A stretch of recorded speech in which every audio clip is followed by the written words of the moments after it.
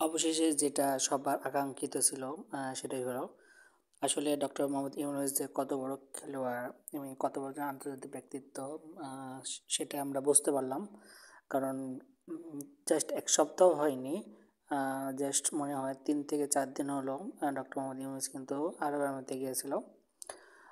সেখানকার যারা আপনার মন্ত্রী বা ঊর্ধ্বতন যত মানুষ ছিল সবার সাথে কিন্তু ভিসা নিয়ে অনেক কথা বলেছিল এবং তারাও কিন্তু ডক্টর মোহাম্মদ ইউনূসকে সে সময় আশ্বাস দিয়েছিল এবং ডক্টর মোহাম্মদ ইউনূসকে অলরেডি জানিয়েছিল যে কী হবে, মানে কী প্রবলেমের জন্য তারা ভিসা দিচ্ছে না।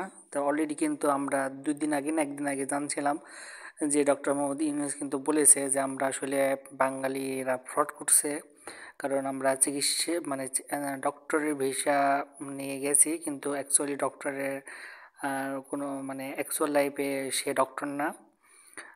দেখা যাচ্ছে যে আমি ইঞ্জিনিয়ার হিসেবে গিয়েছি কিন্তু অ্যাকচুয়াল লাইফে ইঞ্জিনিয়ার না। তো এরকম অনেক ফ্রড রয়েছে মানে ভিসার ক্ষেত্রে। এজন্য ডক্টর মোহাম্মদ ইউনূস বলেছিল যে এই জন্য আমাদের ভিসাটা আটকে দেয়। তো ডক্টর মোহাম্মদ ইউনূস কিন্তু রিকোয়েস্ট করেছিল এবং হচ্ছে যেন বাংলাদেশ থেকে জনসংখ্যা নেয়, জনশক্তি নেয় এবং এবং হচ্ছে আরেকটা রিকোয়েস্ট করেছিল যে বাংলাদেশে যেন তারা বিনিয়োগ করে। তো ডক্টর মোহাম্মদ ইউনূসের যে একটা ব্যক্তিত্ব, একটা ইন্টারন্যাশনাল যে তার ইন্টারন্যাশনাল একটা ব্যক্তিত্ব, তো তাকে কিন্তু তার সম্মানার্থে কিন্তু অলরেডি এবার ভিসা খুলে দিল। তো কবে থেকে ভিসা খুলে যাবে?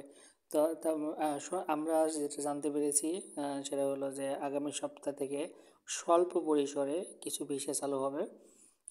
আপনার এটা সব মানে শ্রমিক ভিসা যেটাকে বলে ওয়ার্কিং ভিসা, ঠিক আছে? ওয়ার্কিং ভিসা চালু হবে। তো হোপফুলি যে এটা আস্তে আস্তে আপনারা ফুল মানে যেটা ফুল ভিসা ওয়ার্কিং ভিসা সেটা কিন্তু খুব শীঘ্রই চালু হবে এবং আগামী সপ্তাহ থেকে অথবা সামনের মাস থেকে কিন্তু হচ্ছে ভিজিট ভিসাও চালু হবে।